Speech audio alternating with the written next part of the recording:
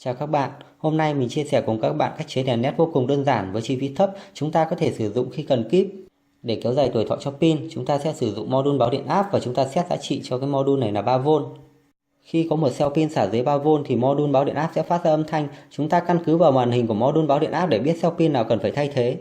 Chúng ta có thể kéo dài thời gian sử dụng bằng cách ghép mạch pin 3S2P hoặc là 3S3P. Chúc các bạn thành công, cảm ơn các bạn đã xem clip.